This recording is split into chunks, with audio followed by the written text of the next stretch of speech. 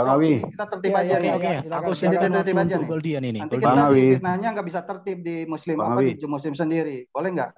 Oke, Bang Awi. tolong tertib ya. Bang satu-satu Bang lah, Awi. satu-satu kayak tadi, satu-satu biar enak. Bang Awi ya, Oke, kembali lagi lagi ya. oke, silakan. Gini. Hostnya Bang- kembali Bang lagi Awi. ke Bang Kalau Awi bisa, ya. moderator, aku sama si Goldian dulu. Oke, Bang Awi. Goldian. Ya, Oke. sedikit ya, Nah. brother. Oke, makasih. Nah, Bro Erben, di situ kan dikatakan karena ia harus memegang pemerintah sebagai raja sampai Allah meletakkan semua musuhnya di bawah kakinya. Pertanyaan pertama, Allahnya itu siapa? Lalu nyanya itu siapa? Karena di dalam perspektif Kristen, Allah itu adalah gelar. Silakan. Bang Awi. Bang Awi. Oke, Bang bisa Awi. saya jawab ini? Ntar dulu, Bang Awi. Kasih jawaban dulu mungkin lah Ginting. Dikasih Enggak, Bang jawaban. Awi, mau saya Sebentar, tanya. apa yang mau disampaikan lagi? Itu silakan lagi. maksudnya gini. Itu penggunaan kata Allah oleh Bang Abednego sudah Bang Abednego. Bang Erben udah benar nggak? Yang mana? Enggak, maksudnya Bang Awi saya tanya Oke, dulu. nanti. Karena kami gini Bang Eben. Makan ini, kurang menyimak. Selama ini kan kami berbicara bahwa Allah itu adalah nama Tuhan umat Islam itu berdasarkan apa gitu. Maksudnya Allah itu kan nama gitu. Itu yang mau saya tanya. Boleh mohon izin, Bang. Nah, mungkin biarkan dulu alangkah kita, baiknya Bang kan tadi mungkin mohon izin ya. Nah, alangkah baiknya kita singkirkan itu atau kita gunakan teos. Nah, jadi mungkin kita fokus ke ayat 25 itu tadi yang saya tanyakan. Nah, Allah atau teos itu siapa? Lalu nyanya itu siapa? Silahkan Bro Erben. Oke, sebelum ke Bro Erben, saya mohon maaf dulu ke Bang Don, Bang Naja, Bang Abdul Amir. Kita kasih kesempatan dulu ke Bang Goldian ya, 15 menit ke depan berdua dengan Bro Erben, kita jangan ganggu. Nanti baru giliran Bang Don reptur. Oke, mohon maaf ya Bang Don, karena dari tadi dia resen, mungkin sudah bahasa keteknya juga. Saya mohon maaf dulu karena moderator mengikuti permintaan Erben untuk H2H dengan Abednego. 15 menit ke depan kita biarkan dia berdua. Silakan. Oke. Bang Awi tetap di sini kan? Ya. Jadi ya Allah itu Bapa di surga, Bapa Yahweh. Nya itu adalah Yesus. Di bawah kaki Yesus semua diserahkan. Oke. Boleh pertanyaan lanjutan ya. Nah, jikalau Allah itu Bapa di sorga dan nya itu Yesus, Yesus Allah enggak? Yesus itu firman Allah yang menjadi manusia. Di dalam kemanusiaannya dia sepenuhnya tunduk dan taat kepada Bapa yang darinya dia berasal. Makanya Yesus berkata, aku datang dan keluar dari Bapa. Aku datang untuk melakukan kehendak Bapa. Jadi jelas bahwa Yesus itu adalah firman-Nya yang menjadi manusia. Jadi bukan ada di dalam Alkitab Allah ujuk-ujuk menjadi manusia, enggak ada. Yang ada adalah firman-Nya Allah yang kekal dalam dirinya menjadi manusia. Itu yang tepat. Berarti firman Allah sendiri bukan? Sekarang begini, firman Allah di dalam diri Allah. Sesuatu yang ada di dalam diri Allah, maka itu adalah Allah. Atas dasar itulah maka dikatakan Yesus memiliki sifat ilahi. Dwi natur Kristus. Naturnya sebagai firman dan naturnya sebagai manusia. Sama seperti Quran. Itu kertas dan firman, dua natur dia. Seperti itu. Oke, nggak sama itu. Ku jawab singkat. Nah, jadi ketika kau menganggap bahwa firman itu adalah Allah sendiri, berarti boleh dong katanya di situ, ku ganti Yesus atau ku ganti Allah. Salah. Saya tidak ada katakan firman itu Allah sendiri. Firman itu adalah firman-Nya Allah yang kekal di dalam diri Allah. Kalau kamu dialog, jangan memframing. Gini. Kalau kamu dialog, jangan mengubah kalimat orang. Itu memberikan pengertian yang bias. Kamu dewasa lah. Makanya aku bilang kamu anak-anak. Bisa gantian nggak? Tolong dong, jangan interupsi. Bukan begitu. Kalau kamu sudah framing, saya akan potong. Tapi kalau kamu tidak mengubah kalimat saya akan biarkan. Oke, jadi aku lanjutin. Nah, mungkin gini, Bro Erben itu tidak setuju bahwa firman itu adalah Allah itu sendiri. Sedangkan kalau kita cek di dalam Yohanes 1 ayat 1 itu firman itu adalah Allah. Nah, mungkin aku ingin memberikan Bro. Sudah saya belum. jawab. Saya belum. bisa. belum. Gini. Biar aku selesaiin. Nah, terus nanti kau jawab. Dan kau jawab, aku insya Allah nggak motong. Nah, jadi kalau kita pahami konteks, bukan konteks ya, redaksi, yang 1 Korintus 15 ayat 25, katanya itu pertama bisa diganti dengan Yesus. Atau katanya itu bisa diganti dengan Allah. Karena menurut perspektif Erben, Yesus adalah firman, dan firman itu adalah Allah. Jadi kalau kita baca, karena ia harus memegang pemerintah sebagai raja sampai Allah meletakkan semua musuh Allah di bawah kaki Allah. Aneh nih. Lanjut. Sudah? Ya, silakan. Kalau kamu datang ke CIA, saya akan tunjukkan. Kebetulan saya pakai handphone ini, bro ya. Memang aku pakai laptop satu, tapi hanya rekam. Jadi firman itu adalah Allah. Kata adalah di situ dalam bahasa Yunani itu Amy. Artinya di situ ada, berada, tinggal, dan sifatnya itu terus menerus. Jadi firman itu adalah Allah, artinya firman itu terus menerus ada di dalam diri Allah. Dan sifatnya kekal, sama dengan Allah yang adalah kekal. Itu pengertian ayat itu, supaya bro menjadi cerdas. Jadi Yesus adalah firman Allah yang kekal di dalam diri Allah, datang menjadi manusia. Itu yang betul di dalam teks itu. Ya, kamu sudah mengerti itu? Mengerti nggak? Kata N di situ itu adalah ada, berada, tinggal, tetap, dan terus-menerus ada firman itu. Jadi Allah itu kekal, firmannya kekal. Allah tidak pernah tanpa firman. Karena bagi orang Kristen, Allah tanpa firman itu patung. Rohnya Allah juga kekal di dalam diri Allah. Allah tanpa roh itu namanya Allah yang mati. Allah tanpa firman itu namanya Allah yang bodoh. Karena Allah kekal bersama firmannya. Firman itu kan logos. Logos itu, supaya kamu mengerti, biologi. Bios dan logos. Bios itu kehidupan, logos itu ilmu, pengetahuan, pikiran. Jadi pikiran Allah maha kuasa. Pengetahuan Allah maha kuasa. Jadi Yesus adalah pikirannya, pengetahuannya, hikmatnya lah yang menjadi manusia. Oke, I get your point. Nah, jadi mungkin kata Allah ku ganti dengan kata theos ya. Karena dalam Yunani itu kata Allah itu berasal dari kata theos. Jadi aku nangkep jawaban yang kau berikan seolah tidak meyakini bahwa Yesus itu theos. Tapi Yesus itu adalah logosnya theos. Nah, itu yang pertama. Iya. Nah, Yesus itu logosnya theos. Oh, berarti Yesus bukan theos. Bukan logosnya theos, ya, logosnya theos. Tetapi karena dengar dulu, bukan begitu. Yesus itu theos. Dengar. Kamu jangan memframing. Jadi kalau belajar Alkitab, Injil Yohanes pasal 1, lihat ya. Ini supaya kamu cerdas. Jadi Oke. Nah, pertanyaanku, Yesus theos bukan? Bentar. Soalnya antara theos dan logosnya theos itu dua komponen yang berbeda. Dengar. Ayat 1 ini itu satu kalimat, jadi tidak bisa diputus. Lihat. Pada mulanya adalah firman, firman itu bersama-sama dengan Allah, dan firman itu adalah Allah. Satu kalimat, baru titik. Artinya ya, kita tidak bisa membangun premis bahwa bukan, ayat ini diperkosa. Kalau theos. Ayat ini kamu perkosa, kamu membangun namanya logika yang salah. Itu dia. No. Aku lihat berbicara tentang ayat itu. Gini loh, bro, pertanyaanku, Yesus itu theos atau logosnya theos? Karena antara theos dan logosnya theos itu dua komponen yang berbeda. Nah, itu yang pertama. Yang kedua, theos itu merupakan gelar daripada Sang Bapa. Dan para malaikat Tuhan atau makhluk-makhluk theos itu juga memiliki gelar theos. Contohnya malaikat nanti juga disebut theos juga. Bahkan Musa pun juga disebut theos. Nah, sekarang kamu memberikan posisi bahwa Yesus itu ternyata lebih rendah daripada makhluk ilahi yang mendapatkan gelar theos. Dan juga lebih rendah daripada Musa yang di dalam Keluaran 7 ayat 1 itu mendapat gelar theos. Begitu. Oke, udah. Jadi gini, konteks kata theos untuk PL dengan PB itu berbeda. Ya, itu yang harus kamu tahu. Karena konteks PL itu beda dengan konteks PB. Kalau di konteks PB, kata theos itu dialamatkan kepada sesembahan atau yang dianggap sesuatu yang ilahi.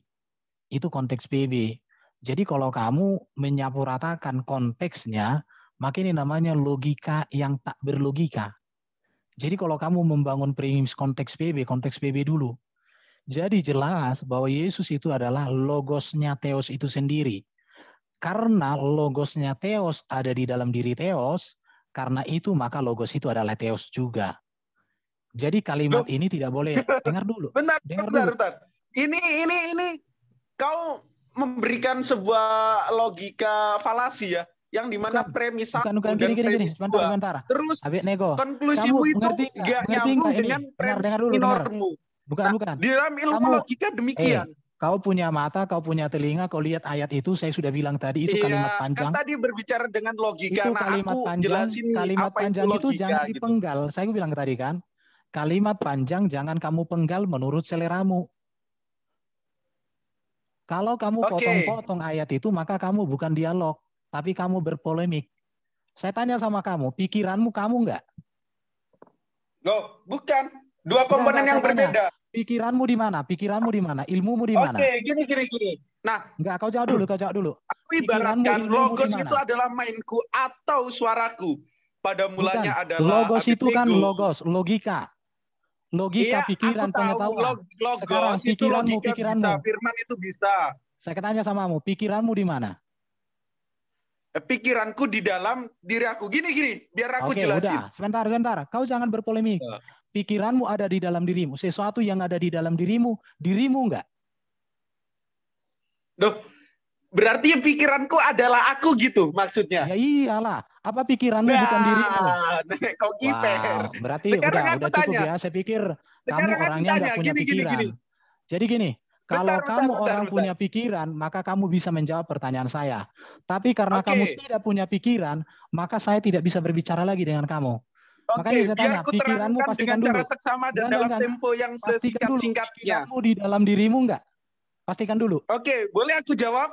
Enggak. Pikiranmu di dalam dirimu atau di luar dirimu? Gini. Ini yang merupakan ruang diskursus. Pikiranmu ini bukan di dalam ruang dirimu interogasi antara penyidik dan narapidana. Oke, biar aku jawab. Nah, yang pertama, kalau bicara pikiran atau thought yang dalam diri aku, itu merupakan sifat yang aku miliki. Jadi kalau sifatmu di dalam dirimu atau di luar dirimu? Sifatmu di luar dirimu atau di dalam dirimu? Boleh aku menjawab? Iya, sifatmu. Sekarang kan baru jawab. Sifatmu di dalam dirimu atau di luar dirimu? Jangan-jangan sifatmu di tong sampah. Sifatmu di tong sampah atau di dalam dirimu? Ya, mungkin aku jawab dulu. Kau diem. Jadi gini, pikiranku itu merupakan sifat yang aku miliki. Itu yang pertama. Saya rupanya berbicara dengan orang yang tak punya logika. Jadi percuma saya berbicara dengan kau. Kau tak punya pikiran. Iya. Udah, cukup ya. Iya. Cukup samamu. Iya. Jadi tunggu dulu pikiranmu ada dalam dirimu, baru kamu berbicara dengan saya. Kalau pikiranmu tidak ada di dalam dirimu, kamu diam. Pribadi lain kalau yang dimiliki oleh Erben. Kalau pikiranmu tidak ada di dalam dirimu, kalau pikiranmu belum ada di dalam dirimu, kamu jangan dialog dengan saya. Saya tunggu pikiranmu. Oke. Belum berbicara Cukup dulu, mungkin masing-masing narasumber silakan closing statement 1 menit dulu. Oh iya, oke. Mungkin aku dulu ya. Jadi gini, Erben ingin memaksakan kehendak yang dia imani, yang kehendaknya itu absurd, yang menganggap bahwa pikiranku itu adalah nanti di dalam diri aku dan pribadi lain daripada aku sendiri. Karena itu konsep teologi yang diusung Erben. Nah, jadi logika yang konkret yang dibawakan Erben. Aku Erben punya pikiran, tapi pikiranku itu pribadi lain daripada diriku. Erben sendiri ada 2 pribadi. Nanti belum bicara tentang roh. Jadi logika yang dianggap benar oleh Erben dan menyalahkan logikaku, itu antara premis 1 dan premis 2, itu memberikan konklusi yang namanya absurd atau logika falasi. Jadi bisa disimpulkan kapasitas thinking Erben itu under, bawah. Nah, lalu yang kedua, berbicara tentang Yesus, Erben tadi memberikan sebuah narasi serta redaksi tidak menganggap Yesus itu sebagai Theos. Dan Kristen itu menyatakan bidat. Karena salah satu gelar yang dimiliki Yesus itu adalah Theos. Erben tidak meyakini hal itu dan Erben menurut Kristen mayoritas itu adalah bidat. Nah, itu. Selamat datang di kebenaran ya Erben. Silakan lah Erben kalau mau closing juga 1 menit. Oke. Ya, silakan 1 menit layar Ben ya. Baru lanjut ke yang resen. Silakan layar Ben. Saya memaklumi pernyataanmu karena pikiranmu belum ada di dalam dirimu. Jadi saya sedang berbicara dengan orang yang tak memiliki pikiran. Maka sekarang saya akan jelaskan. Firman itu adalah pada mulanya adalah firman. Pada mulanya di sini dalam teks Yunani itu kata benda menunjuk kepada sang permulaan adalah firman. Firman itu bersama-sama, kata adalah bersama-sama dan adalah di sini dari kata yang sama. Bentuknya itu artinya itu ada, berada, tetap, tinggal, terus-menerus. Kalau kalian mau tahu eksegese Injil Yohanes pasal 1 ayat 1 sampai 3, saya sudah buat di channel saya, Urban Channel. Saya sudah jelaskan eksegesi dari Yunaninya. Sintaksnya ada di situ, bentuk katanya, Pak. Jadi karena firman itu ada di dalam diri Allah, maka firman itu adalah Allah. Sama seperti saya, pikiran saya karena di dalam diri saya. Beda dengan Abednego, pikirannya ada di tong sampah. Maka saya berbicara dengan orang yang tak punya pikiran. Ya, jadi firman itu bersama-sama dengan Allah dan firman itu adalah Allah. Ia pada mulanya bersama-sama dengan Allah. Jadi supaya Abednego yang nggak jelas ini, kau bilang kau pendeta, penipu kau. Kau memperkenalkan dirimu dengan tipuan. Saya nggak tahu juga siapa yang ngajari kau jadi penipu. Cukup. Kamu bikin kamu pendeta, tapi Itu kamu jawab. menipu kamu. Coba keluar. Pikiran Oke, itu oke. pribadi lain dari dirimu enggak? Enggak Oke, lah. cukup sudah closing statement. Kamu sudah mengerti closing nggak? statement, sudah Pribadi closing Pribadi, artinya. statement. Saya Pak. pakai Ya, pikiran Tunggu, itu tunggu, tunggu, pribadi konkret. lain dari dirimu Kamu enggak? ngerti nggak arti pribadi? Moderator, jangan ada yang Oke, Hipostasis. Hipostasis itu begini ya. Oke, cukup dulu ya. Jangan kita menyerang pribadi. Saya mohon maaf ditertibkan dulu. Sudah closing Iya, statement tadi. pendeta Abednego dilawan. Iya, sudah Bang Goldian sudah closing statement tadi. Nanti lanjut ke yang Raisen ini. Oke, yang lagi live YouTube kalau memang mau bikin closing live-nya silakan. Kata pengantar channel of YouTube dulu. Nanti kita lanjut live lagi untuk sesi berikut yaitu kedatangan para master. Kata pengantar live off. Oke, silakan ke yang resen, Bang Don Rapture. Silakan dibuka mute-nya. Silakan apa yang mau disampaikan.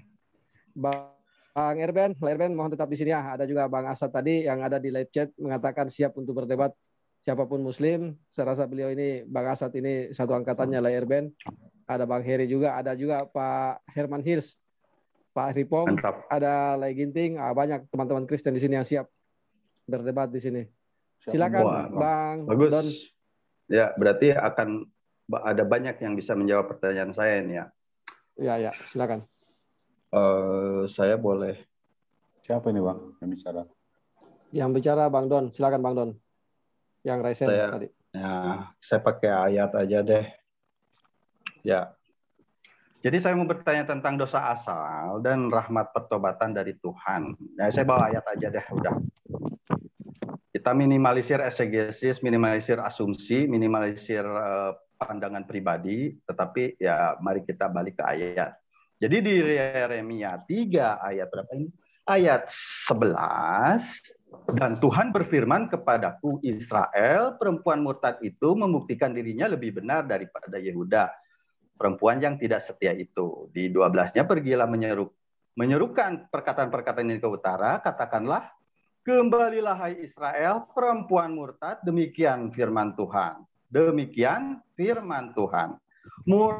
Mukaku tidak akan muram terhadap kamu, sebab aku ini murah hati. Demikianlah firman Tuhan. Demikianlah firman Tuhan, tidak akan murka untuk selama-lamanya. Hanya akuilah kesalahanmu bahwa engkau telah mendurhakakan terhadap Tuhan Allahmu. Telah melampiaskan cinta birahimu kepada orang asing di bawah setiap pohon yang rimbun dan tidak mendengarkan suaraku. Demikianlah, balik lagi, firman Tuhan. Firman Tuhan, firman di ayat 11, 12, 13, firman Tuhan, firman Tuhan, firman Tuhan. Ini Tuhan mana lagi yang berfirman kepada bangsa Israel? Siapakah Yeremia atau Nabi Jeremi? Ini jangan main-main ini. Nabi Jeremi itu nabi besar, salah satu nabi yang terlama memimpin keimaman bangsa Israel. Dalam 6 masa raja-raja Israel, Daud, Salomo, Yosia, Yoas, Yoakim, Yoyakin, 6 masa. Yesus cuma 3 tahun. Itu durasinya sepanjang durasi sekolah sanawiyah itu. Nah, di mana Yeremia menerangkan dosa asal atau dosa waris Adam? Balik ke ayat ya. Sebab aku ini murah hati. Demikianlah firman Tuhan, tidak akan murka untuk selama-lamanya. Syaratnya hanya akuilah kesalahanmu. Jadi pertobatan bahwa engkau telah mendoakan terhadap Tuhan Allahmu. Jadi kita adu rasional dan logis saja gitu loh. Pertama, kita simpulkan ya, ada Tuhan di PL bermurah hati menerima tobat dari dosa murtad, bahkan ini dosa murtad nih ya, dan dosa-dosa kelaliman lainnya yang dilakukan oleh bangsa Israel di zamannya. Dia tidak akan murka selama-lamanya, dicatat ya, selama-lamanya. Tidak ada Tuhan, tapi ada Tuhan di PB, di Perjanjian Baru, nuzul menjadi manusia untuk menebus dosa manusia, karena manusia pertama gigit dan nelen buah pengetahuan di Taman Eden, ya kan? Ini Tuhan mananya, yang mana lagi gitu loh. Jadi ada berapa Tuhan Kristen ini di kitab sucinya? Dan silakan dijawab. Siapa yang bisa menjawab? Jadi, saya jawab ya. Saya bawa dalil, pertanyaan saya rasional, jadi silakan dijawab dengan dalil dan logis secara rasional. Jadi intelektual dasar manusia itu bisa membaca dan bisa berhitung. Terima kasih. Silakan layar Ben. Silakan. Ben dan kawan-kawan. Jadi jawab pertanyaanmu ini artinya lari dari ayat yang kamu tunjukkan. Sehingga kamu itu mungkin lari-lari sedang bertanya ini. Lihat ya, saya baca ayat ini. Dan Tuhan berfirman kepadaku, kepada Yeremia. Ya. Israel perempuan murtad itu membuktikan dirinya lebih benar daripada Yehuda, perempuan yang tak setia itu. Pergilah menyerukan perkataan-perkataan ini ke utara. Katakanlah, kembalilah hai Israel.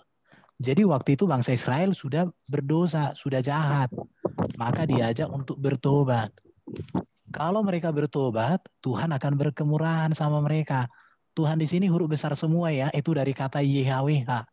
Beda dengan konteks PB, Tuhan itu dari kata kurios. Itu gelar kepenguasaan, ini kepada Sang Pencipta. Kalau untuk PB beda lagi nanti ceritanya, banyak sekali penjelasannya. Jadi, memang kalau ini berbicara tentang perbuatan, jadi bangsa Israel waktu itu sudah berbuat dosa, maka diajak mereka untuk bertobat, supaya tidak dimurkai, tidak akan murka untuk selama-lamanya. Mengerti enggak? Tidak akan murka untuk selama-lamanya. Artinya, Tuhan itu bisa murka, tentatif.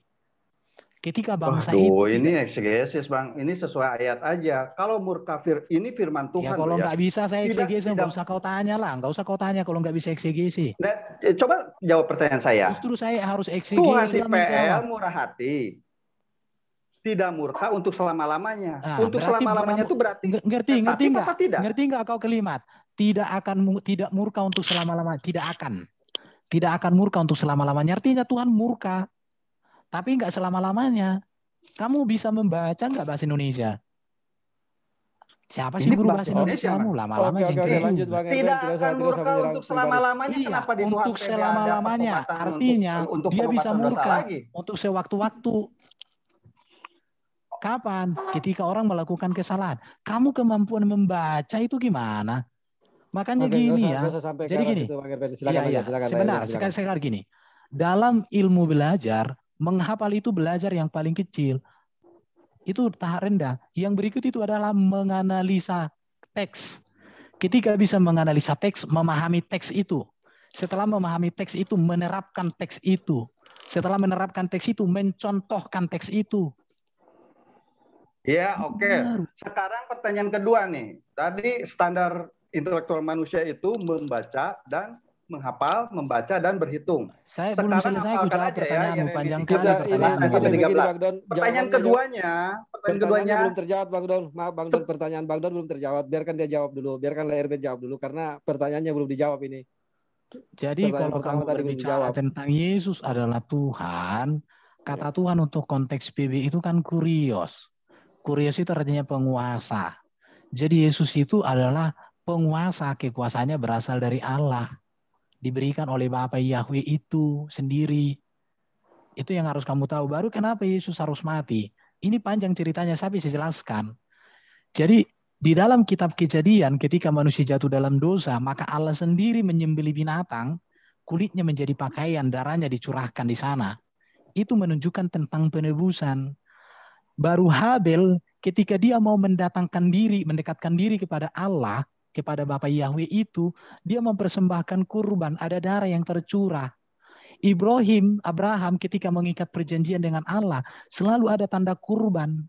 Bahkan Musa ketika bangsa Israel keluar dari Mesir, itu juga mempersembahkan kurban. Makanya Nabi Yahya di Muslim atau Yohanes Pembaptis ketika melihat Yesus, lihat anak domba Allah yang akan menghapuskan dosa dunia. Jadi mengapa Yesus harus mati untuk menghapuskan dosa? Karena Yesuslah yang Allah rencanakan untuk menggenapi seluruh hukum kurban. Hal ini sukar untuk dipahami orang Muslim, karena di Muslim pemahaman kurban itu berbeda dengan di Kristen, berbeda dengan di Muslim. Jadi mengapa Yesus mati? Maka Yesus katakan di kayu salib, sudah selesai. Artinya pendamaian pengorbanan sudah dikerjakan Yesus secara sempurna. Ini jawaban ringkas, sebenarnya panjang kedua, lagi. Berapa Tuhan Kristen itu sebetulnya? Di PB ada satu. Saya cabut screenmu, saya jawab. Cabut screenmu. Oke, cabut screen, silakan Bang Erben juga mungkin langsung ditimpa aja Bang Erben, langsung ditimpa aja. Bang Erben kan langsung ditimpa aja screen-nya. Oke. Layar Erben silakan langsung timpa aja kalau mau screen. Ya. Ini supaya kawan ini pertanyaannya bagus sekali. Kalau kayak gitu pertanyaan saya bangga. Simpel, pertanyaan saya tuh simpel. Iya. 1 Korintus 8. Kan? Hitung gitu loh. Ini ya. 1 Korintus 8. Oke, ini ayat yang biasa. Perhatikan. Sebab sungguh pun ada apa yang disebut Allah baik di surga maupun di bumi, dan memang benar ada banyak Allah dan banyak Tuhan yang demikian. Jadi Allah banyak, Tuhan banyak. Namun perhatikan ayat 6. Bagi kita hanya ada satu Allah saja. Jadi Allah kami itu hanya satu, yaitu Bapa di surga, yang daripadanya berasal segala sesuatu. Jadi alam semesta ini diciptakan oleh Bapa di surga melalui firman-Nya. Bahkan Yesus sendiri berasal dari Bapa itu, firman-Nya sendiri yang menjadi manusia. Dan daripadanya berasal segala sesuatu, dan untuk Dia kita hidup. Dan satu Tuhan saja, yaitu Yesus Kristus, yang olehnya segala sesuatu telah dijadikan, dan karena Dia kita hidup. Allah kami hanya satu, yaitu Bapa di surga. Tuhan kami hanya satu, Yesus Kristus. Jelas bro ya? Ya, firman-Ku boleh berlalu, Tuhan, ya? Dunia dan langit boleh berlalu, tetapi firman-Nya tetap. Berarti ini siapa yang menetapkan firman? Tuhan di PL, Dia tidak akan murka selama-lamanya. Bahkan untuk dosa kemurtadan itu mendukakan Tuhan. Ini Kak, saya sudah jelaskan, tidak akan murka untuk selama-lamanya. Artinya firman langit dan bumi Tuhan akan itu berlalu, murka. Contoh ya. Adalah kekal. Udah, kamu gagal memahami teks. Jadi itu? kamu belajar dulu untuk menganalisa teks. Ini Tuhan pernah murka. Kapan pernah Tuhan murka? Yang pertama, peristiwa tentang Nuh. Tuhan itu murka. Yang selamat hanya 8 orang. Kalau di Muslim itu lebih. Hanya 8 orang. Kok Tuhan tidak kali seluruh semesta ini dimurkai? Ya karena dosa. Logis Quran. Di zaman Nuh, di zaman Lot. Itu Sodom dan Gomora itu didatangkan api dari langit itu. Api belerang itu semua. Itu Tuhan murka. Makanya dikatakan Tuhan tidak selama-lamanya murka. Ya betul. Ada waktu-waktunya Dia murka. Kalau sudah orang berdosa. Selama-lamanya, tetapi ada waktu-waktu. Kalau selama-lamanya nih ya, saya punya kamu KTP. Mengerti nggak arti kata tidak bukan selama-lamanya? Tetapi ada di situ kata tidak. Udah. Kemampuanmu untuk membaca kurang. Susah saya ngomong. Udah ganti Anda itu, yang lain. Ya ini, Mas. Kemampuan memahami kalimat kurang. Logika Anda sendiri begitu ya. Jadi ya, berapa logika saya terlalu tinggi untuk memahami logikamu yang aneh-aneh. Ini ada premis selama-lamanya nih Pak, nih ya. Tetapi nanti tergantikan, dan pada Yesus sendiri firman itu kekal. Nah ini mana yang berbohong, mana yang jujur ini? Saya tanya dulu Bang. Ada yang berbohong. Kamu yang gagal memahami apa yang kamu baca. Ya. Sebentar. Tunggu selesaikan dulu. 2 menit lagi nih selesai beliau berdua. Oke. Ya. Gimana Bang Don dengan Bang Erben? Clear ya? Selesai ya? Iya, jadi artinya kamu pelajari aja lagi bro, baca dengan teliti. Tidak akan selama-lamanya, artinya Tuhan itu bisa murka, tetapi kalau orang bertobat murkanya berhenti. Begitu. Bisa marah bro. tapi tidak marah seterusnya. Saya lebih percaya Nabi Jeremy. Saya juga tidak akan marah aku selamanya sama Tuhan kamu. Nabi Jeremy, tapi kalau kamu ngeyel ya marah juga aku. Oke, itu sama kau. Bang Don. Karena Bang masih Awi, ada saya mau masih tanya sama Bang Eben ini. Iya, apa Oh bro? iya, silakan, dulu. Sesama silakan yang Kristen. lain. Silakan. Bang Eben, Silakan. Yo, Bang Eben, iya. Ya, ini sesama lain nih, silakan. saya ini kan Yang lain. Kristen, Ah, ya, iya. pengikut Kristus. Iya. Cuman saya mau tanya ini Bang Eben. Tadi kan Bang Eben kan menunjukkan sebuah ayat Alkitab bahwa Kristus menyerahkan segala sesuatu kepada Allah. Iya. Dan dia juga menerima kuasa dari Allah. Iya. Berarti timbul dalam pikiran saya, berarti benar yang dikatakan umat Muslim bahwa Yesus itu kuasanya berasal dari Allah Subhanahu Wa Taala. Ini kira-kira penjelasannya gimana nih Bang Eben? Datang aja ke CIA, saya jelaskan secara tuntas. Jangan gitulah. Enggak. Maksud Kalau saya sesama di sini Kristen, dijelaskan. saya layani. Aja. Iya, saya layani di CIA. Enggak. Maksudnya kalau abang menjelaskan di sini supaya kita nanti sama-sama paham. Karena kadang-kadang ketika kita menggunakan Oke, karena Bro menjelaskan, supaya kemana-kemana. Jadi gini ya, Allah di dalam Alkitab itu Esa.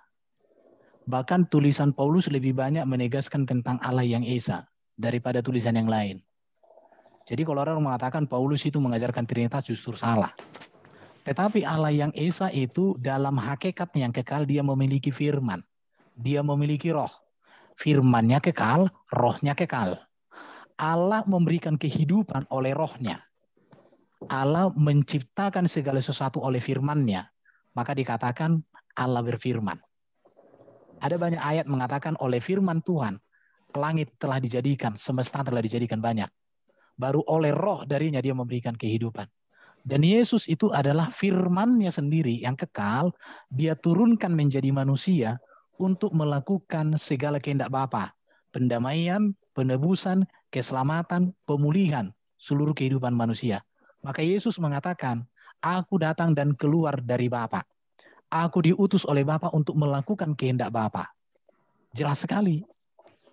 Jadi Yesus itu datang diutus firman-Nya sendiri. Di mana firman itu kekal dalam dirinya. Yes. Ini Bang, pertanyaan saya begini, Bang. Iya. Pertanyaan saya sebenarnya bukan ke sana. Apakah Allah Subhanahu Wa Taala itu sama dengan Allah yang Abang maksudkan? Beda. Allah Subhanahu Wa Taala beda di dalam pemahaman saya. Tapi faktanya namanya sama.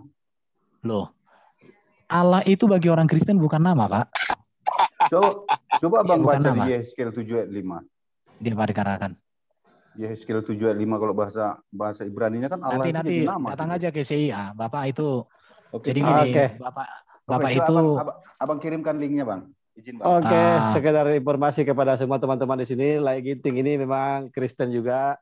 Cuma selalu beliau ketika berdiskusi selalu mengatakan tidak mewakili Kristen yang lain karena memang dia agak berbeda dari teman-teman Kristen yang lain. Ya. Jadi nanti diselesaikan di belakang lah itu Pak Ginting. Ya, siap Bang. Kapan-kapan datang ke CIA, nanti bisa dihubungi. Abang kirim Bang linknya di sini Bang, bisa Bang? Di chat ya. Jadi Lai Ginting dengan untuk sementara ini berubah-ubah, jadi saya nggak bisa. Enggak, Abang. Ini ada link CIA. Nanti masuk aja dulu ke situ, nanti tinggalkan nomor teleponnya biar ini. Masuk aja ke link CIA sebentar, baru Maksudnya gimana Bang? Maksudnya saya? Ya klikkan aja itu linknya udah dikirim sama teman kita itu. Udah, saya lihat ya. Oke, jadi nanti urusan kalau diatur aja nanti gini, Pak Ginting nanti yang ngirim Bang Rido ya? Yang ngirim Bang Rido. Oke, saya catat Bang. Saya akan masuk Bang. Iya, jadi nanti gini Pak. Oke. Kalau Pak Ginting baraknya bertanya tentang Kekristenan, janganlah di Muslim. Di sini aja kita di CIA. Maksudnya begini Bang, supaya kita menegaskan. Soal gini Bang, ada dugaan ya, bukan tuduhan ya, dugaan atau persangkaan bahwa umat Kristen ini kenapa menyebut Allah gitu loh. Padahal Allah itu kan nanti saya jelaskan. Saya punya materi lengkap, Pak. Saya sudah jelaskan kemarin itu sama kawan-kawan ini juga. Bang Awi biar dijelaskan apa di sini nggak apa-apa. Enggak usah karena majak yang yang Bang Awi Bang Awi. Ya. Udah saya catat Bang Eben. Bang Naja silakan yang resen, silakan. Nah, ini saya membahas tidak konsisten dari Bang Erben. Ya, kan Bang Erben sudah merekam kan ya, coba nanti diulangi lagi. Ini saya catat ini. Yang pertama, Bang Erben di awal mengatakan bahwa bangsa Yahudi itu beberapa kali melakukan kesalahan dan Tuhan murka, betul kan? Iya. Nah, tetapi yang taubat dimaafkan, begitu toh? Ya iyalah, kalau nggak bertobat jadi dimurkai. Tetapi dari perkataan Anda di akhir, Anda mengatakan tetap bangsa Bani Israel yang akan memimpin, yang akan menguasai dari kebenaran. Nah, dari kalimat yang awalnya khusus langsung menjadi umum. Faham kan maksud saya? Jadi jangan dipotong dulu ya, jangan dipotong dulu. Nah, awalnya Allah mengampuni, meskipun beberapa kali kesalahan, mengampuni ketika bertaubat. Ada konteks khusus. Jadi yang nggak bertaubat tidak diampuni. Sedangkan kesimpulan Anda yang terakhir, tetap Bani Israel itu yang akan memiliki kebenaran. Jadi sudah tidak ada kata-kata khusus di sana. Itu kesimpulan Anda loh ya, bukan kesimpulan saya. Saya hanya mengulangi. Itu yang pertama. Bani Israel yang bertobat itulah yang tunggu dulu. Anda kok trik motong-motong sih? Sabar biar aja dulu. Iya. Dicatat dulu tadi ketika pertanyaan Anda dipotong, Anda nyari moderator. Itu ada loh rekamannya. Anda nyari moderator ketika Anda dipotong. Oke, silakan Bang Naja. Mungkin dia karena tidak mau kebanyakan. Silakan lanjut aja. Ya, tolong itu yang pertama. Ya, yang pertama ya. Pak Naja, saya pikir dia Kristen. Saya ini ahlus sunnah wal jamaah. Langsung Bang Naja. Terlambat masuknya ini. Ya, terus yang kedua, ketidakkonsistennya Bang Erben ya. Yang kedua ini. Tadi masalah Yahudi. Yang kedua, Anda dari awal ketika sudah tidak mampu, seakan-akan bingung menjawab, Anda langsung menyerang personal.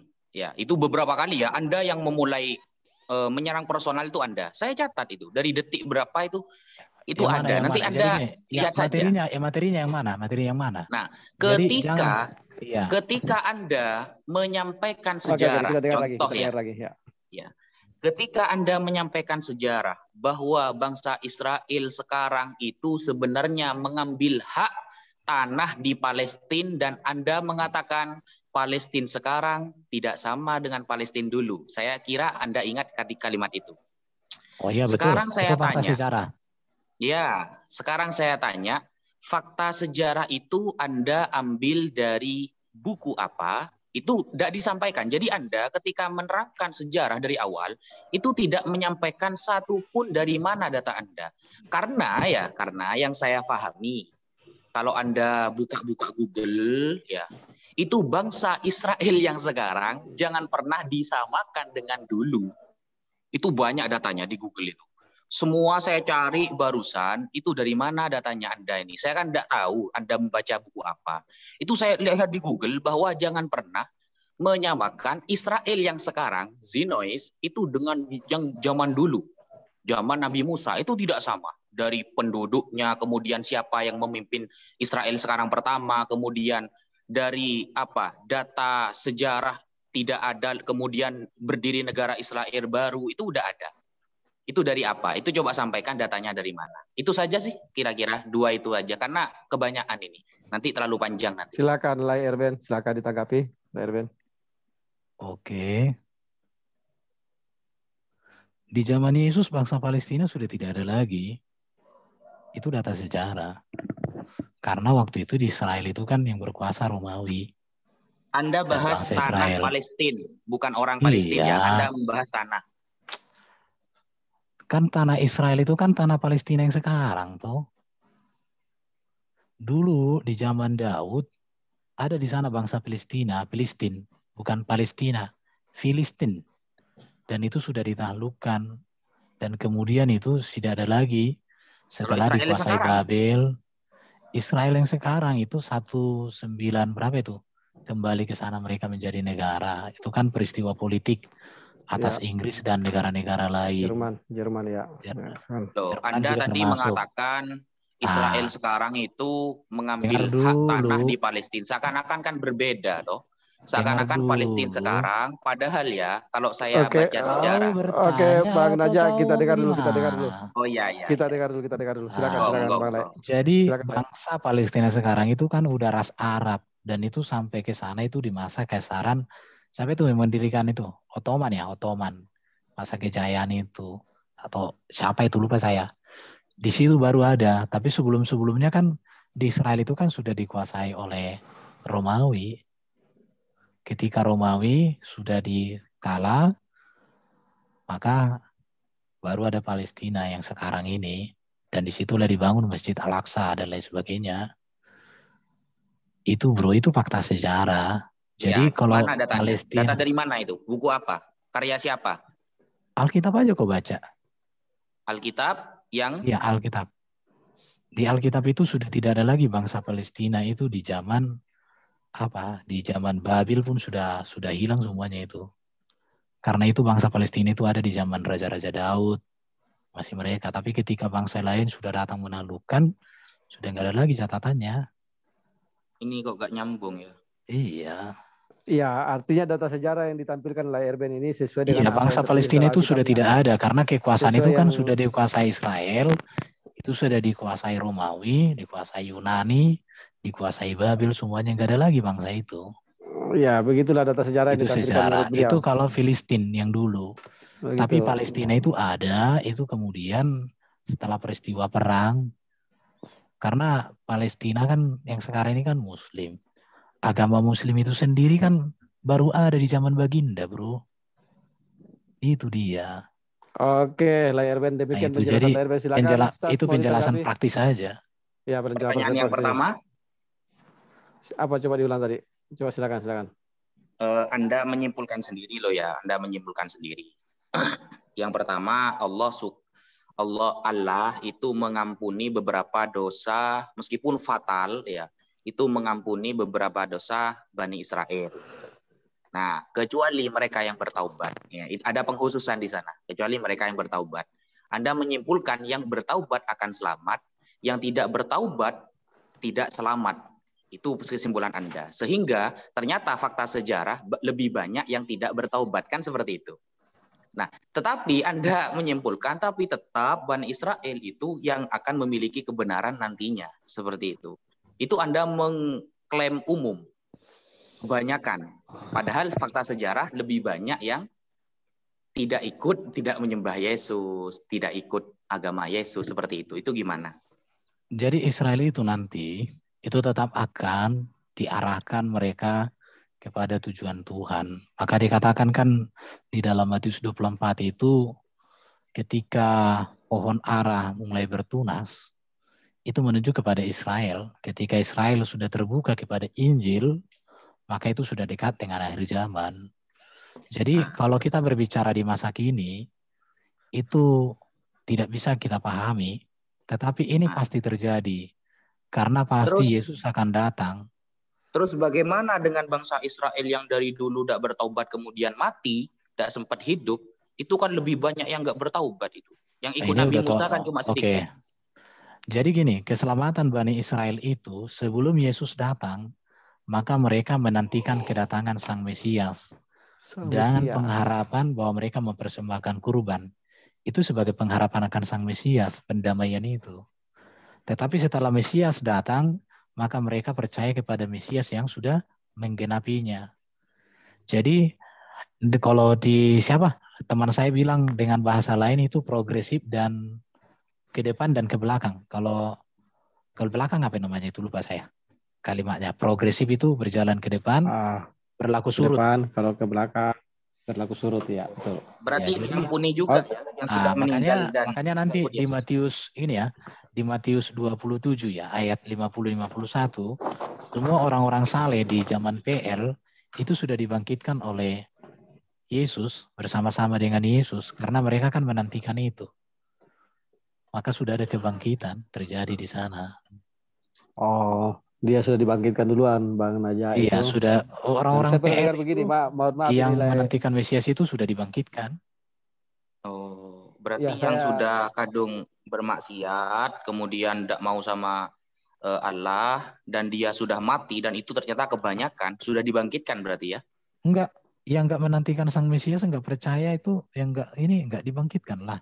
Kan orang-orang Tetap saleh. selamat ya? Iya, orang-orang Iya, saleh. oke. Iya, tapi saya ada mendengar begini narasi ini karena pernah ditanyakan hal seperti ini juga. Saya mendengar dari salah satu teman Kristen mengatakan itu juga akan selamat karena Yesus mengabarkan Injil di alam maut. Masih ada rekamannya di YouTube itu kayak jawaban pertanyaan yang sama itu ini. berbeda pemahaman. Kalau ada orang berbeda Kristen ya. ngomong kayak gitu, Ada Yesus gini, memberitakan Injil di alam Injil maut. di situ bukan lagi berbicara orang bertobat, tapi Yesus menyatakan ketika dia mati itu turunkan ke dalam kerajaan maut. Yesus mendeklarasikan bahwa janji Sang Mesias itu sudah dia genapi.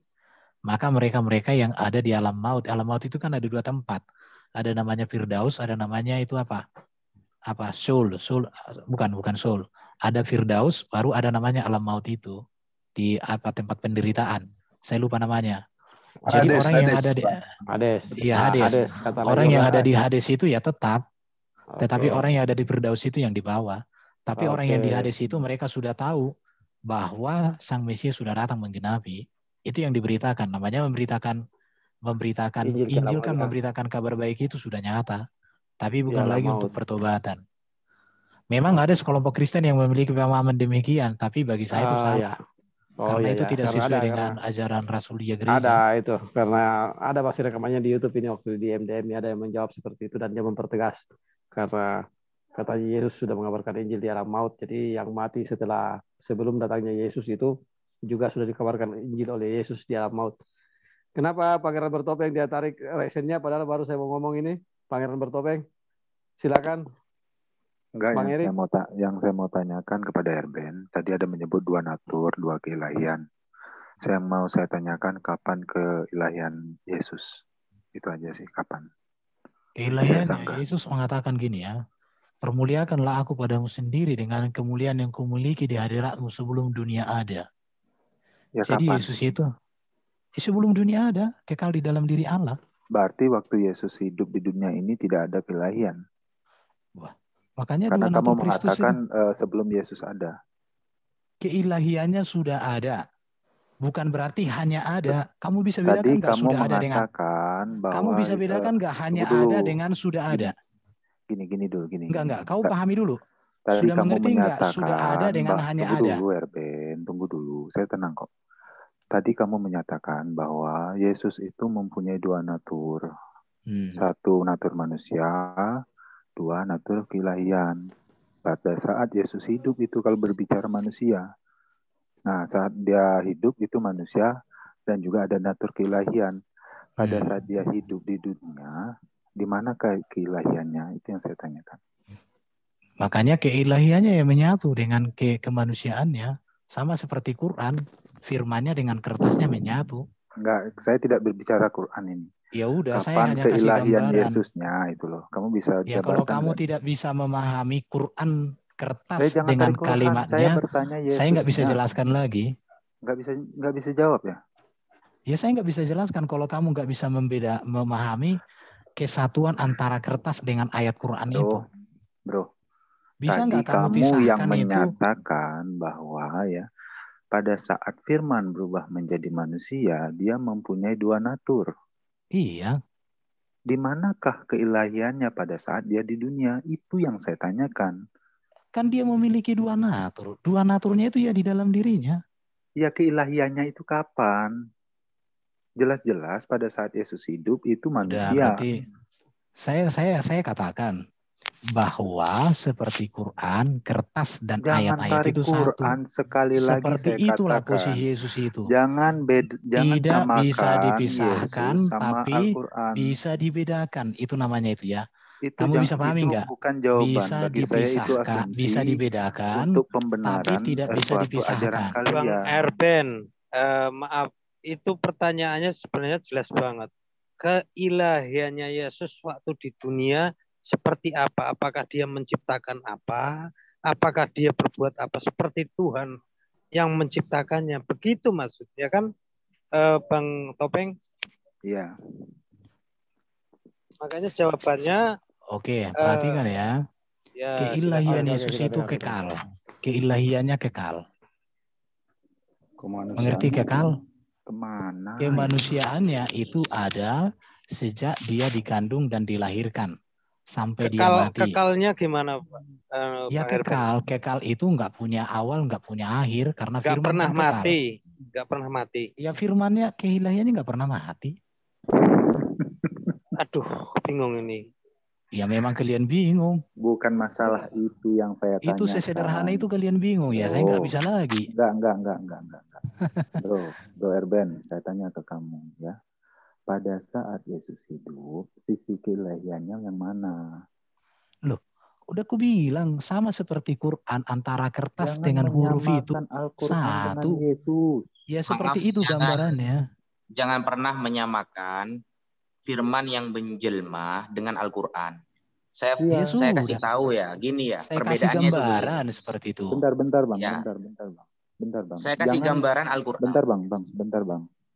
Ya. Saya tidak pernah menyamakan ya keilahian Tuhanmu dengan apapun. Yang saya pertanyakan itu sudah sangat jelas. Kapan keilahian Yesus pada saat Yesus hidup di dunia? Itu yang saya pertanyakan. Saya sudah jawab. Keilahian Yesus itu kekal, tak berawal, tak berakhir keilahiannya. Kok keilahian berawal? Karena keilahian dia itu adalah firman. Itu artinya apa? Kamu tadi keilahian itu kealahannya, natur. Keilahian. Natur keilahiannya kan kekal. Natur keilahian. Iya, natur keilahiannya. Iya, natur keilahiannya kekal. Coba Bang Topeng biar dia mudeng dulu. Dia itu seperti ini apa? Nggak usah tanya keilahiannya ini ngapain gitu. Tapi ilahinya itu di dunia dia itu apa? Berbuat apa gitu? Menciptakan apa? Ini contoh nih. Natur manusia Yesus. Yesus itu makan, Yesus itu lapar, Yesus itu puasa, Yesus itu berbicara, Yesus itu dituduh. Itu natur manusiawi itu. Nah, pada saat Yesus hidup di dunia ini, keilahiannya seperti apa? Keilahiannya adalah hakikat firman itu yang menyatu dalam dirinya. Hakikat firman pula. Oke. Mungkin Pak Jordan mau menambahkan, Pak Jordan. Sekarang kok gini, kalau kamu tidak menerima jawaban saya, berarti jawabannya apa? Itu tidak nyambung dari pertanyaan saya. Tidak nyambung bagi kamu yang tidak memiliki nyambungan. Ini gini, Erben yang kamu lucu. Kalau kamu bertanya tapi kamu punya jawaban dan jawabanmu salah, masa jawabanmu yang salah kau paksakan kepada aku? Logikamu di mana? Oke, sabar Erben, sabar. Natur manusia lihat kau. Itu lapar, puasa, kencing. Hilang suaranya Bang Bertopeng. Hilang suara Bang Erik, hilang. Ini masih dengar? Oh ya, oke. Kawan ini. Natur itu artinya apa? Bentar, Bang. Sifat. Ya, kalau mengatakan sifat benar kan, natur manusianya itu dia lapar, makan, BAB, kencing. Natur keilahiannya itu apa pada saat Yesus di bumi? Oke, saya kasih ngomongan samamu ya. Buktinya yang pertama, Maria hamil tanpa benih laki-laki. Tapi kuasa Allah oleh Roh Suci dan bukan itu pertanyaannya. Makanya kalian itu kurang ajar kalian. Dijawab nggak dengar. Ini iman Kristen. Kalian bukan terima masalah atau iman, tidak bukan urusan kalian, bukan urusan saya. Saya kan udah jelaskan. Saya pertanyakan dua. Ya sekarang gini, saya sudah jelaskan jawabannya bagaimana. Itulah jawabannya apa? Apa jawabannya? Apa jawabannya? Kalau salah jawaban saya. Kita semua Kristen. Kalau saya tanya saya kasih tahu sama kalian ya. Keilahian, saya seorang guru. Ketika saya katakan orang menjawab salah, saya harus tunjukkan jawaban yang benar. Sekarang oke, kamu katakan jawaban saya salah. Jawaban yang benar gimana? Gini, saya ajarkan kamu. Layakan saya dikatakan kau kasih tahu. Kalau kamu berbicara dua natur Yesus saat manusia, dia berak sifat manusia ya. Kalau sifat keilahian, dia Maha Pengampun, ya itu keilahian ya. Dia bisa menghidupkan manusia, ya kan? Dia bisa membelah sungai atau laut, terus dia bisa mendatangkan mukjizat kepada orang. boleh dikatakan menghidupkan orang mati, itu yang dikatakan dua natur. Keilahian itu ya, kalau berbicara ilahi itu maha.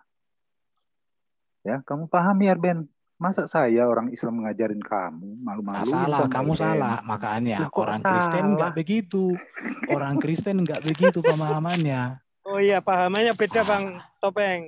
Jadi makanya aku bilang, kalau pemahamanmu seperti pemahamanku, kau sudah jadi Kristen. Tapi karena kau jadi tidak. Ini saja saya ya, menjabarkan saya jawab keilahian ya. itu seperti apa. Dengarkan, keilahian Yesus adalah bahwa dia berasal dari Allah, dia adalah firman yang menjadi manusia. Ini kok ditertawakan, ini kurang ajar kayak gini orang. Kamu sendiri, pernyataan kamu sendiri yang akhirnya membagongkan kamu. Bukan semasa kau yang... Yesus hidup, dengarkan, Yesus itu mempunyai dua natur. Natur keilahian, natur manusia. Itu dengarkan kamu ya. yang ngomong. Kamu bodoh, udah dijelaskan iman Kristen seperti itu. Nah, kan. Oke, tahan diri. Jangan personal lagi kan? Jangan personal, Lerben. Sabar. Ya. Sabar, Lerben. Aku udah jelaskan bahwa natur keilahian adalah bahwa dia firman. Itu ditegaskan dengan dia berkata, aku sudah ada sebelum dunia ada. Aku datang dan keluar dari Bapa. Itu menunjukkan. Bentar, Bang, ini ya. Moderator, ini orang lagi jelaskan kok dipotong kayak gini nih. Udah. Kamu nggak manusia kayak gini saya nggak suka. Ganti. Arti natur apa? Arti natur sifat ilahinya dia firman. Kalau sifat ilahi itu apa? Ya, sifat ilahi itu firman. Sifat ilahi kok firman? Kamu mengerti nggak? Kamu tahu nggak? Gini. Jawaban dia, Bang. Gini, Erben. Bentar, Bang. Oke, sebentar. Kamu kayaknya bentar, Om. Dia screen ya. Lihat ya. Kita lihat screen-nya. Oke. Filipi pasal 2. Ini kamu lihat nggak ini? Iya. Oke. Mana. Bentar. Yang walaupun dalam rupa Allah tidak menganggap kesetaraan dengan Allah itu sebagai milik yang harus dipertahankan. Melainkan telah mengosongkan dirinya sendiri dan mengambil rupa sebagai seorang hamba. Ini namanya firman berkenosis. Inilah dia. Jadi Yesus itu memiliki sifat keilahian karena dia firman. Tetapi dia memiliki sifat manusia. Makanya seperti tadi yang katakan, dia makan, dia sedih. Itu jadi sifat keilahian manusia. Yesus itu sifat tidak keilahiannya dibatasi apa? oleh sifat kemanusiaannya. Waduh, kamu nggak bisa pahami ini, wajar. Kalau pemahamanmu seperti tadi, wajar kamu Islam. Sekarang saya kamu kan sudah nanya menerima ke kamu. pemahaman saya, kamu sudah jadi Kristen lah. Bro Erben, enggak. Bentar, sifat manusia itu ya lapar. Oke, saya kasih sifat keilahian pada saat Yesus hidup itu apa? Oke, lihat ini ya. Lihat. Sifat keilahian Yesus. Oke, kita lihat. Dalam dia ada hidup. Ayat 3, segala sesuatu dijadikan oleh dia, oleh firman. Dan tanpa dia tidak ada sesuatu pun yang telah jadi dari segala yang telah jadikan. Di dalam dia ada hidup. Dan hidup itu adalah terang manusia. Ini menunjukkan keilahiannya. Kalau dia tidak memiliki, dia tidak memiliki terang. Yesus. Kau kurang ajar, udah dijelaskan. Jadi apanya Yesus itu? Bro. Tadi kan saya sudah ajarkan ke kamu. Udah. Kamu gini, jangan kamu mempremi. Ini udah jelas. Nggak framing. Sekarang saya tanya sama kamu, siapa yang bisa menciptakan? Bukankah itu menunjukkan keilahian? Kamu nggak nyambung dari pertanyaan saya, itu aja. Iya, pertanyaanmu nggak nyambung dengan jawaban saya, karena kamu sudah punya jawaban yang keliru. Kau lucu. Satria bertopeng. Tapi kamu Satria punya bertopeng. Coba tanya saya. Anggap saja saya orang Kristen. Coba. Enggak boleh kayak gitu. Pada saat Yesus itu hidup, dia mempunyai dua natur, dua sifat. Sifat manusia, sifat ilahi. Nah, yang mau saya tanyakan, sifat manusia dan sifat ilahi pada saat Yesus hidup. Coba, Bang. Kalau menurut saya, Yesus itu pada diri manusianya, dia bisa makan, tidur, bisa berak dan lain-lain, karena itu sifatnya manusia. Ya. Tapi jika memakai sifat keilahian, dia menciptakan bumi, dia menciptakan langit, dia menghidupkan orang mati, dia memberikan mukjizat kepada manusia. memberi pertolongan dan mengampuni manusia. Itu sifat keilahian.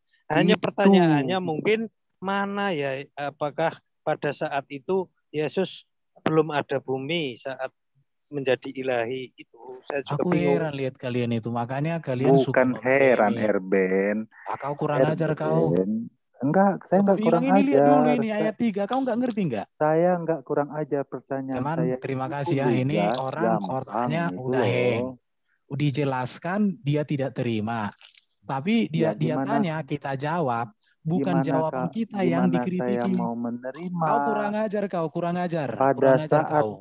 Gini, pada saat kamu menjabarkan keilahiannya dari zaman Abraham dia sudah ada. Bukan, ini kurang ajar. Jadi gini ya, kalau kalian bertanya, saya menjawab.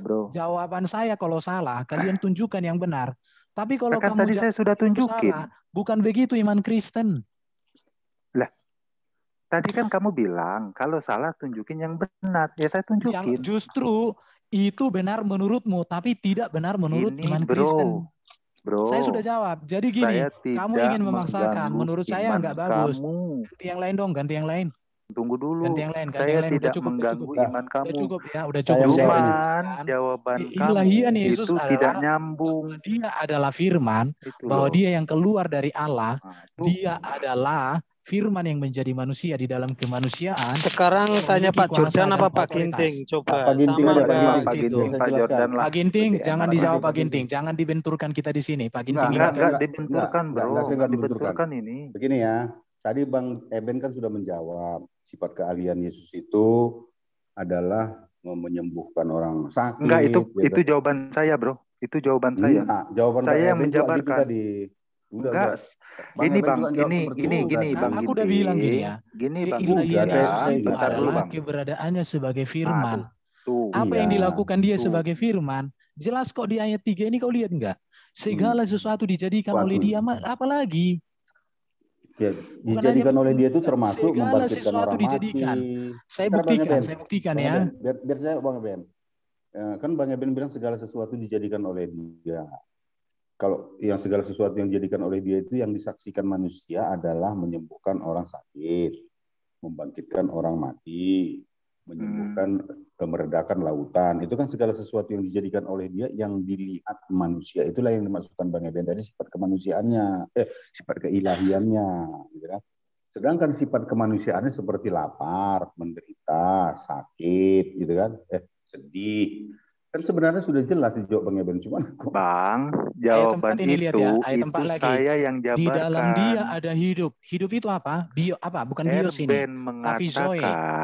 Hidup kekal. Jawaban Erben tadi, itu adalah sebelum manusia. Abraham ada, dia sekarang sudah saya tanya, ada. Siapa manusia yang di dalam dia ada hidup dan terang? Saya yang mempertanyakan pada saat Yesus hidup. Aduh, kan sudah pada saat Yesus hidup, Erben menyatakan ada dua keilahian, ya kan? Dua keilahian, dua sifat. Iya, dua natur ya kan, dua natur. Ada natur manusia dengan natur ilahi, ya kan? Jawaban Erben pertama menyatakan bahwa udah terjawab. Aku heran dulu Erben, tunggu dulu Erben. Saya ke Pak Ginting ini, saya ke Pak Ginting. Suaranya si Palen, aduh. Kau ya di TikTok, Palen dulu. Palen ini kan, ya di TikTok udahlah, ya di TikTok nggak ada ilmu udah. Cukup ya di TikTok. Enggak Bang, biar nggak usah. Enggak. Ya di TikTok, udah. Nggak nyampe ke situ ya apamu. Kamu hanya berpolemik. Jadi jawaban Erben tadi mengatakan dari zaman Abraham aku sudah ada, itu bukan jawaban, Bang. Saya menanyakan pada saya. Salah satu sifat ilahi gitu loh. Aku heran lihat kau. Semua jawabanku juga bukan jawaban kok bagimu. Tunggu dulu, kenapa? Erben. Karena kamu pengen aku seperti yang kau pahami, kan bodoh namanya kan. Mana ada kayak gitu diskusi, kan lucu. Bang Eben kalau menjawab mereka itu sedang tidak mendukung. Jadi biarkan dulu. Biar saya yang mewakili Abang dulu. Ya, silakan Bang. Aku heran itu jawaban Erben bagi saya nggak nyambung karena saya nyambungnya di mana? Bang Eben, kau udah jadi Kristen. Saya bantu Abang jawab. Kalau udah nyambung, ya Erben suruh diam dulu lah Pak Ginting. Gimana saya mau jabarkan? Kalah suara saya sama Erben. Pangeran bertopeng ya Bang. Ya, nah, jadi begini Bang. Saya kan nanya baik-baik nih. Tadi ada pernyataan si Erben, ya, Erben mengatakan bahwasanya pada saat Yesus hidup, dia mempunyai dua natur. Ya, benar. Benar kan? Ya. Yang saya tanyakan, pada saat Yesus hidup, natur keilahiannya seperti apa? Jawaban Erben mengatakan, sebelum Abraham ada, aku sudah ada. Itu bukan jawaban, Bang. Kan itu jawaban bukan juga itu, Bang. Iya, jawaban, tapi bukan masalah keilahian pada saat Yesus hidup.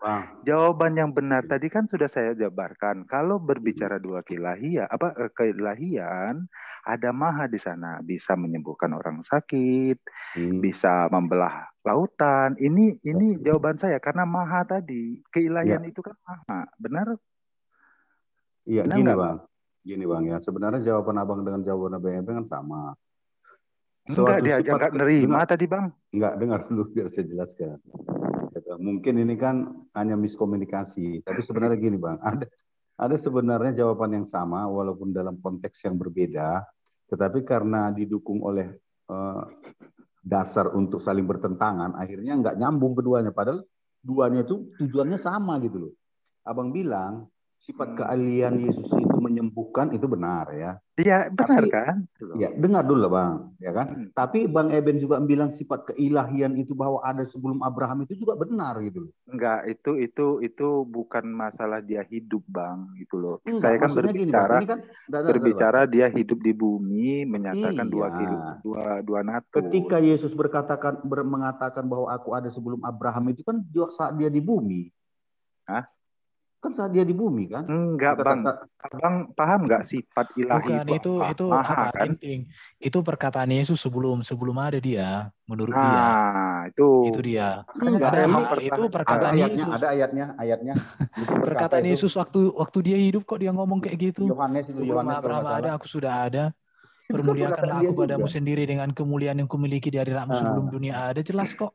Itu sifat keahlian Pak Ginting, Abraham sama Yesus itu hidupnya duluan mana, Pak? Nah, kalau dengar dulu, secara kemanusiaan itu Abraham udah ada ya, tapi secara historis secara ya. Tetapi fakta di baliknya itu Yesus itu sudah ada sebelum Abraham ada gitu. Cuman dia inkarnasi setelah Abraham. Ini aja masalahnya. Nah, waktu ditanya tadi itu permasalahannya waktu Yesus dia hidup, jawabannya Erben dia sudah ada sebelum Abraham ada. Nah, kita kan melihat natur di mana di situ ada kan manusia dengan ilahinya. Bang, ini Bang, biar saya jelaskan. Oke, sebentar, biar saya jelaskan. Saya mau meluruskan dulu sebentar, biar saya jelaskan. Saya mau meluruskan dulu nih, Bang. Dengar dulu, Bang Pangeran. Saya lah bicara dulu sebentar. Arti natur dengarlah, dengar. Ginting, gini bro Ginting. Bro Ginting. Arti Maha. Ini tidak mengerti yang dengar Bang, biar saya jelaskan. Kan kami yang harus dibedakan, tapi tidak bisa dipisahkan.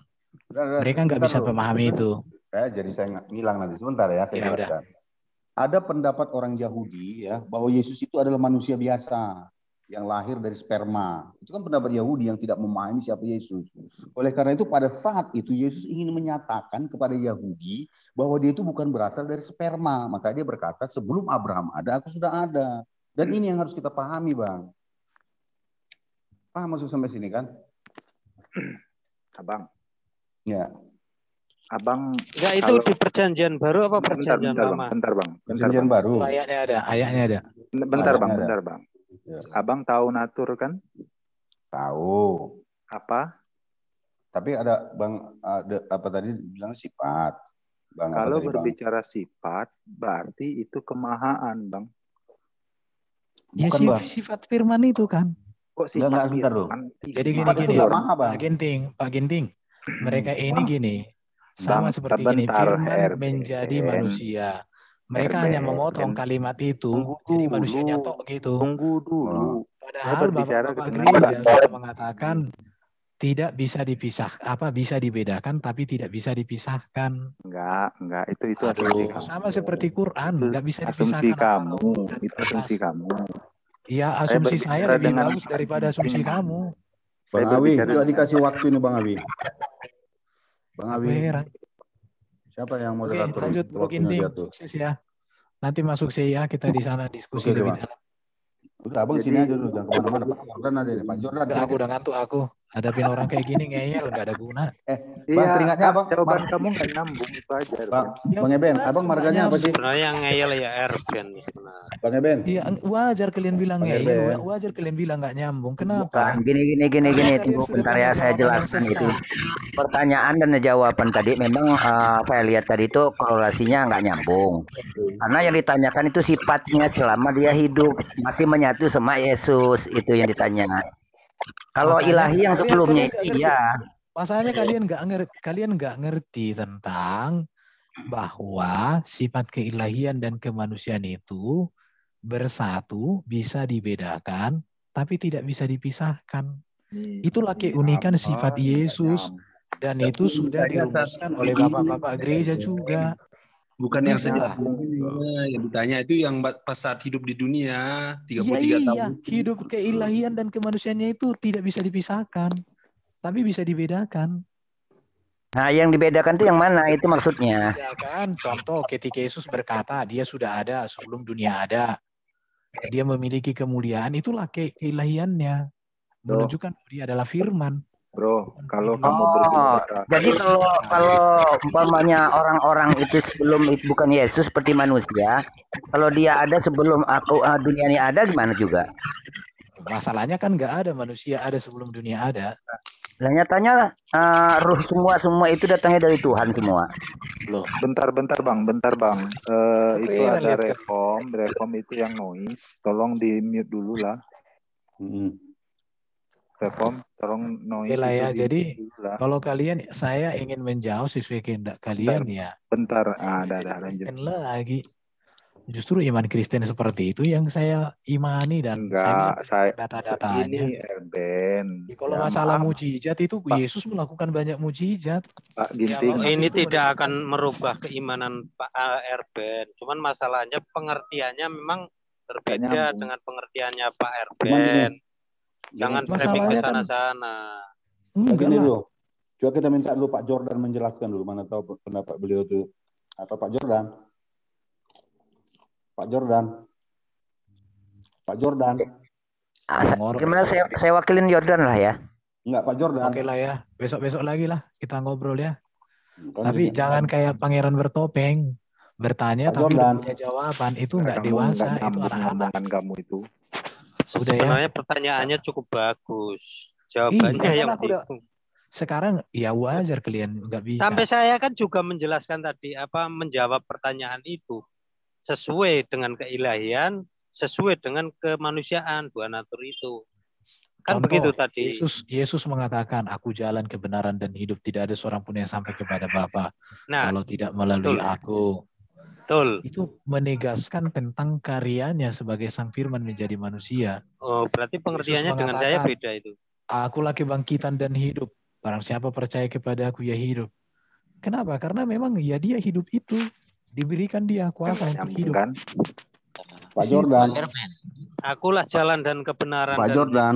hidup. Itu berarti jalan. Tujuannya Pak Jordan. Mana? Loh. Pak Jordan. Apa lagi mana sih? Pak Jordan dulu tuh. Pak Jordan.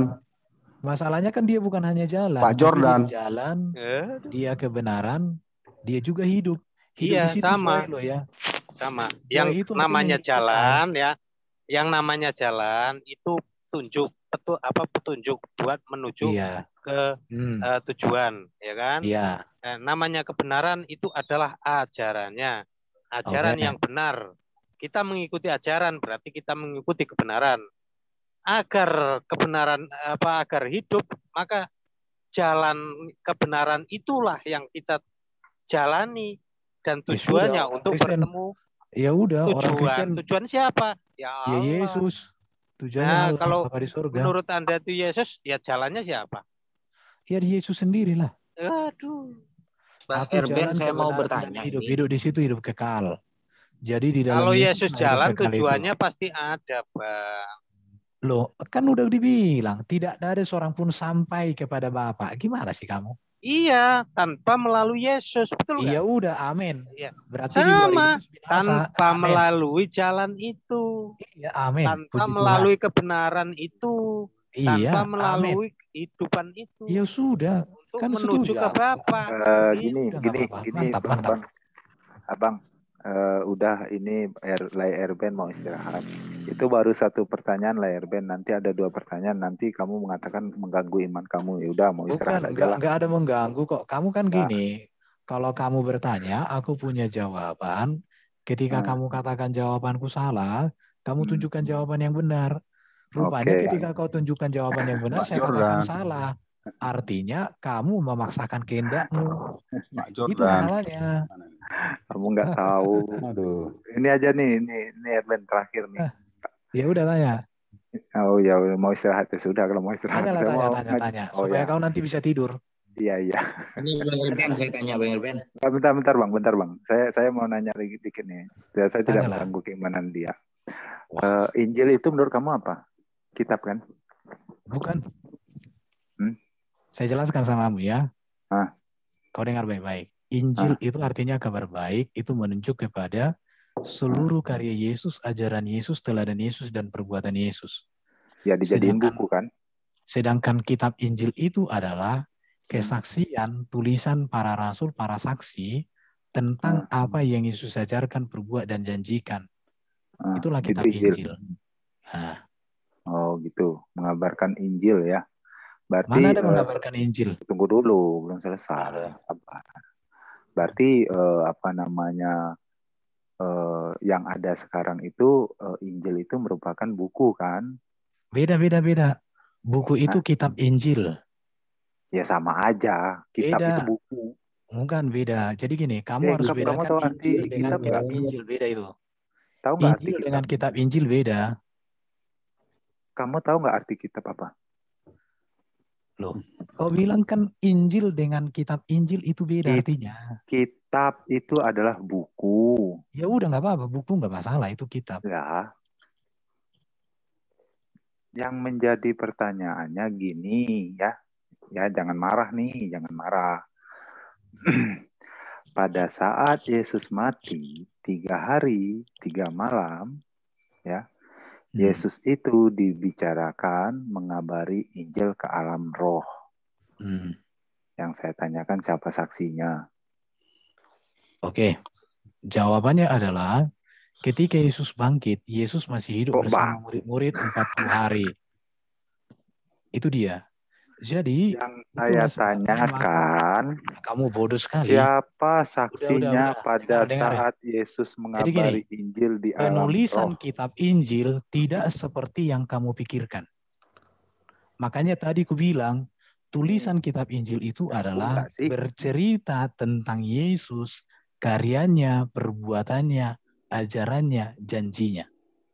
Yang saya tanyakan, siapa saksinya melihat Yesus mengabarkan Yesus tentu selama 40 hari dia menampakkan diri, dia menceritakan pengalaman itu kepada murid-muridnya untuk diajarkan sehingga dituliskan.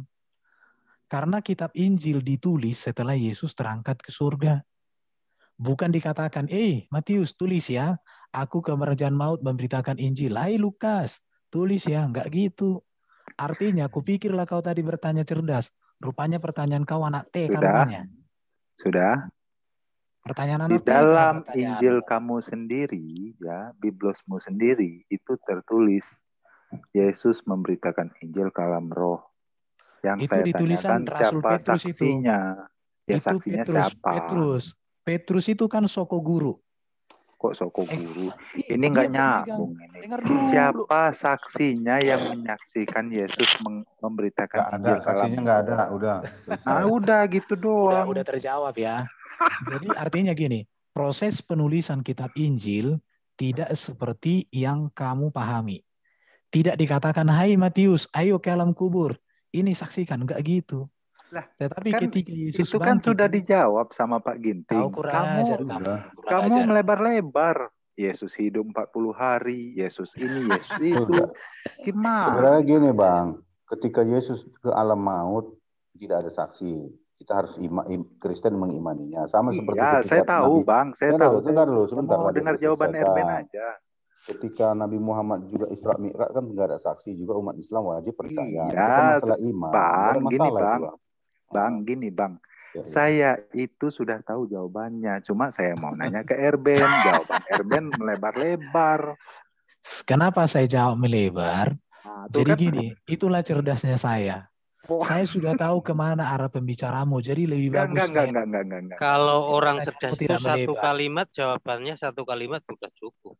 Enggak, saya sudah tahu Erben, jawabannya tidak ada. Cuman jawaban kamu panjang, 40 hari, 40 ini melebar kemana-mana. Bukan, saya jawab apa yang sudah kau pikirkan ke depan. Enggak, kamu itu melebar loh. Jawaban kamu tuh nggak nyambung gitu loh. Jadi, Pak Ginting itu sudah jawab tidak ada. Ya jadi sudah, gini, tidak ada. Jawaban saya itu yang pertama, mematahkan logikamu dulu. Apa yang Saya nggak perlu jawab itu. Tapi yang lebih besar dari situ yang saya target. Pak Ginting menjawab tidak ada. Saya katakan ya sudah, memang tidak ada. Udah tahu aku setuju dengan itu. Kenapa Erbennya 40 Jadi hari? saya sudah tahu kamu tahu jawabannya. Jadi jawaban yang sudah kamu tahu itu nggak usah lagi diungkapkan. Ya sudah itu loh. Jadi gini, orang cerdas itu mengerti namanya pertanyaan retoris. Pernyataan retoris itu tidak harus dijawab, tapi dikelola untuk memukul gong yang lebih besar. Ini. Wah, kau jangan main-main sama aku. Pertanyaanmu retoris, jadi nggak perlu dijawab. Itu cara mengelola. Iya, jadi pertanyaanmu retoris. Kalau jawaban Pak Ginting tadi andai kata saya bertanya ke Pak Ginting tidak ada, ya sudah.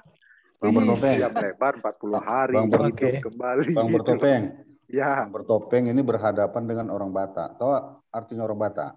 Apa tuh Bang? Banyak taktik.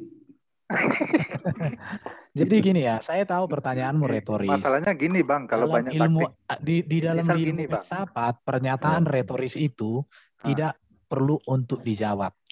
Tetapi orang yang cerdas akan mengelola pertanyaan retoris itu untuk memukulkan gong yang lebih besar. Untuk membodohi. Begini Bang.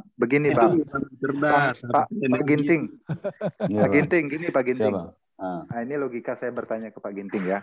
Pak Ginting, saya mau nanya nih, kalau ke bandara jalannya kemana ya? Oh, Pak Ginting jawab, oh lurus, nanti belok kanan, nah itu bandara. Nah, yang bandara, bandara Abang ke arah Tanjung Merawa. Ya, anggap aja seperti itu, Bang. Anggap aja seperti itu. Nah, kalau kamu gini, sudah saya tahu, sudah pernah ke bandara, kamu tanya, dari mana jalan ke bandara? Saya tidak akan jawab. Dari Simalungun. Saya tidak akan jawab, karena Toba, kamu tahu jalan ke bandara. Dari Danau Toba mutar lagi ujung-ujung baru sampai bandara. Kau bodoh, kau pura-pura kau gitu kan aja. Ginting, kalau kamu sudah tahu jalan ke Kuala Namu, bro, kamu tanya mana jalan ke Kuala Namu? Kau bodoh kali kau. Udah ulang-ulang pun kau kesana, aku jitakkan itu palanya. Analogi Erben. Tapi begini Bang Erben, yang bertanya ini kan nggak tahu dia. Kalau nggak tahu. Ini analogi Pak Ginting. Itu ya, Pak Ginting seperti ini. Analogi saya bertanya tuh seperti ini Pak Ginting. Udah ya cukup ya. Kalau ke bandara Kuala Namu kemana? Tembak lurus aja nanti ke kanan bandara. Nah yang Erben, lewat Sibolga, Siantar, Danau Toba, Simalungun, terus baru sampai.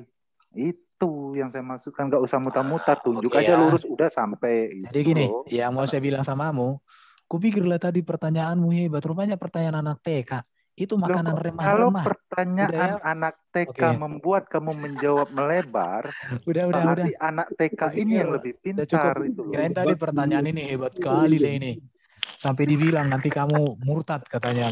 Enggak, saya enggak murtad. Yang imanmu. Kecil kali. Udah ya.